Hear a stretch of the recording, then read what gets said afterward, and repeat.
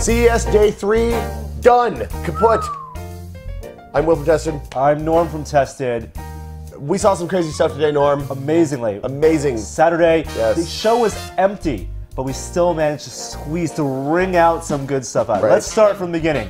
I tased a sucker. Oh my God.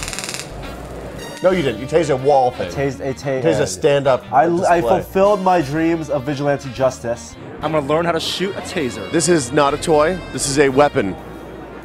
Norman, don't name that anything you don't want to kill. Always be Batman, Will. Do you have it in black? We do have it in black. What's the best thing you saw today, Norm? The best thing I saw today was at the Razer booth. It was the Razer Hydra. It's one of my best of show things. Motion controller? Motion controller that is not, it's using magnets and motion control, and it was playing Portal 2. What more could you want?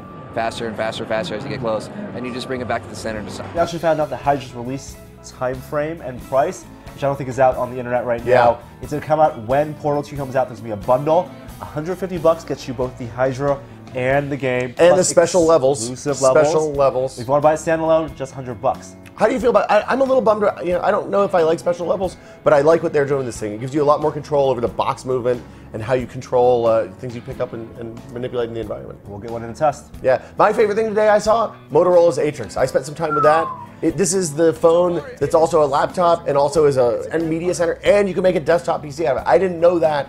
It could be probably the most exciting phone to come out of CES. Yeah. It's not just a phone. When you dock it into a TV or your computer, you get a completely different experience. While you don't lose the phone experience either. You really got to see it to believe it. So here we go. We have Android Firefox. The phone stuff's over here on the left.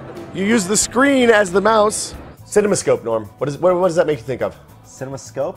CinemaScope. Makes me think of Red River? Technicolor. Wide and open wide spaces. Screen and being in a movie theater. Something that, really frankly, you can't get in the home because your TVs are 16:9. Vizio has a cinema-style TV. They just debuted it at CES. It's CinemaScope dimensions, and they have a clever way of maximizing that space when you're watching 4:3 or 16:9 content. We could not help but stop and look at this. It's a really wide TV. That is a wide TV. It's 20:9 aspect ratio. It's their cinema-style TV.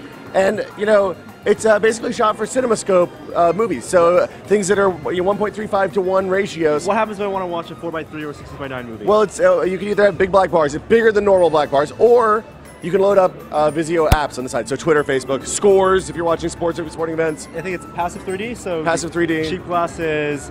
They don't know if it's horizontal or vertical for the Polaroid, but it's kind of cool coming out the spring. One of the big trends in the last couple of years, Gorilla Glass. This is alkali aluminosilicate glass. It's nigh indestructible.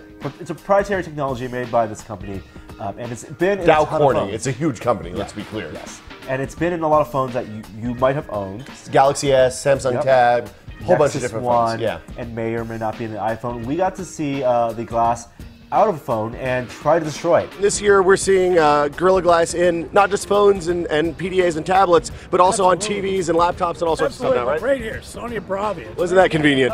Isn't that convenient? Operative word try. So the ball Norm is holding, Fushiging even in his right hand, is a 1.3 pound stainless steel ball, a little bit more than a pound. What we're going to do is drop that on a pendulum into the Gorilla Glass right here. Go. See that? We actually found our way into the car pavilion where the Future Car Technologies Pioneer was there Automobiles. with a concept that was really kind of like out of this world. It was a RGB laser system that... Now, I've never heard of an RGB laser before. It sounds like the future to me. Yeah. All right, Pioneer's Network Vision heads-up display. Totally a proof of concept prototype. This very World's Fair type thing at CES. What I'm seeing here is basically a laser video display. It's almost holographic in front of this glass. My hand doesn't even block it. There's some type of polarization going on, but it looks like there's a GPS floating in front of the road, including call information. It's very cool. Not a product, not a real product. Might come out somewhere in 2012. They're developing it right now. May go in dashes, maybe a standalone product, but it's coming from Pioneer. You got to check this out. Robots, Norm. The Robot Pavilion. You know, terrifying. Terrifying robots. Skynet starts here. Cyberdyne! This is where it begins. Also, a Therapeutic Seal.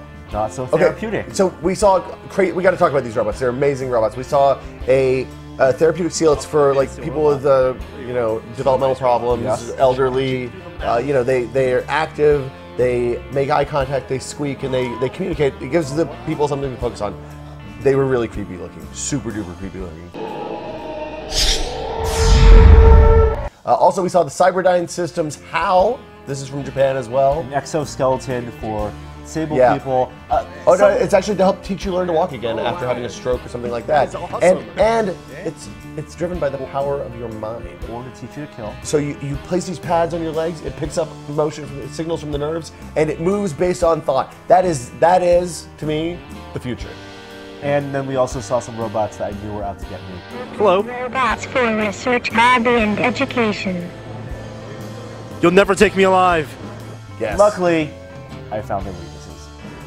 Hit the weak spot for massive damage. Good to interface with you. Nice to meet you. Are you having a great day? That's going to really be Hit the weak spot for massive damage. My eye movements can be a little strange, as you probably noticed. It's crowded. The engineers are still working on getting it right. I hope you don't find it strange. Finally, the last robots. Well, they were trying to make more robots. Robots making robots, people. The end is nigh. Run! Run! Run away. And guess what? We ran into one of our readers, Davu, who actually saw us actually at the Razer booth. Spotted us. Spotted us. Yeah. There's a Will Norm sighting, came by, said hi, so he's a shout out to Davu. Thanks for coming. All you guys, not as cool as him. Yeah, and as always at CES, we saw just a ton of crazy stuff, including... No, break into a crazy montage.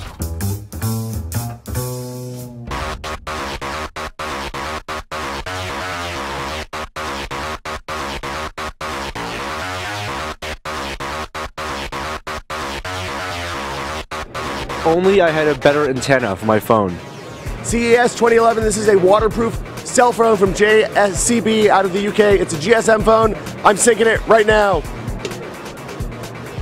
It floats. I don't really know why there's a toilet on the floor of CES, but, when in Rome.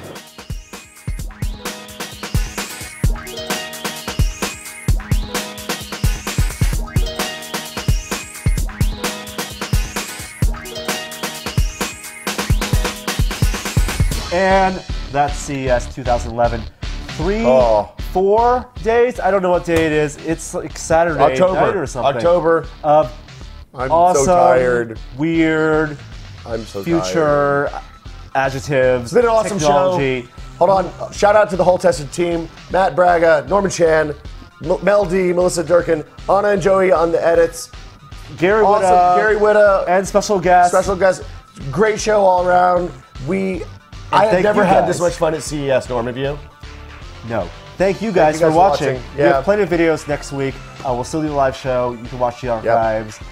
Leave the comments below. But we'll see you guys later. Bye. More time for drinking. And the blackjack.